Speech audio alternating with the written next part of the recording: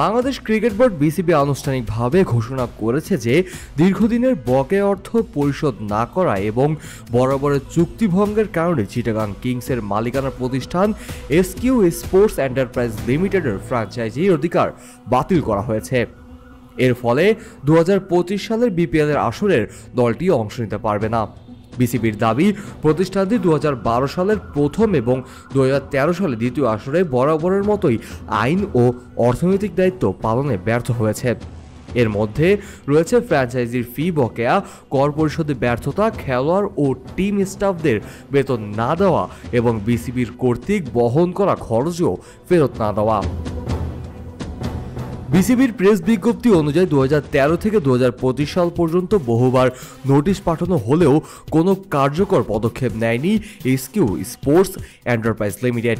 2013 সালের 7 মে সালিশ নোটিশ এবং 2025 সালের 22 জুলাই আইনগত নোটিশ দেওয়া হয়।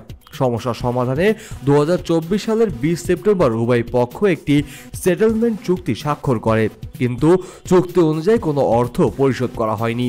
ফলে 2025 সালের 22 জুলাই বিসিবির চুক্তি বাতিল করে এবং 37,82,156.16 মার্কিন ডলার বাংলাদেশি মুদ্রায় প্রায় 42 কোটি টাকা বকেয়া দাবি করে। এর মধ্যে মূল বকেয়া 15,50,64 ডলার এবং 2012 থেকে 2025 সাল পর্যন্ত সুদ 22,32,092.16 মার্কিন ডলার।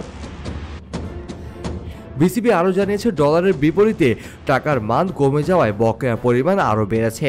ওয়ালটন এখন দেশের সীমানা পেরিয়ে পৌঁছে গিয়েছে 50টিরও বেশি দেশে। ওয়ালটন, ঘরে ঘরে বিশ্বজুড়ে। এর আগে 3,50,00,000 টাকা মীমাংসার সুযোগ থাকলেও প্রতিষ্ঠানটি সেই সময়সীমা অতিক্রম করেছে, তাই এখন সেই সুযোগ বাতিল করা হয়েছে।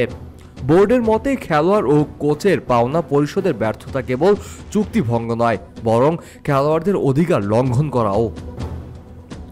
শুধু পুরনো আসরে দেনা নয়, 2025 সালের 11তম আসরেও চিটাগাং কিংসের খেলোয়াড়, কোচ, হোটেল এবং বিভিন্ন ভেন্ডরের অর্থ পরিশোধ করেনি।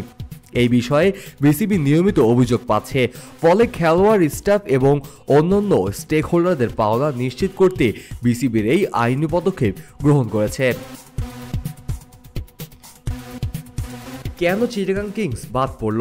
2012 ও 13 সালের বকেয়া 13 বছরেও পরিশোধ না করা, 2024 সালের সেটেলমেন্ট চুক্তি ভঙ্গ করা, খেলোয়াড়, কোচ ও স্টাফদের পাওনা না দেওয়া, বিসিবির বারবার নোটিশ উপেক্ষা করা এবং সর্বশেষ 2025 সালের 11তম আসরে নতুন করে বকেয়া তৈরি করা।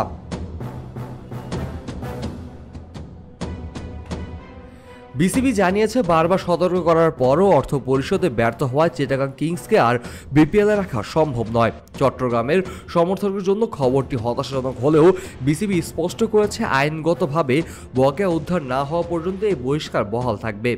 খেলোয়াড়দের পাওনা শোধ নিশ্চিত করাই এখন বোর্ডের প্রধান অগ্রাধিকার। Kazi Mohammad Arafat, on field.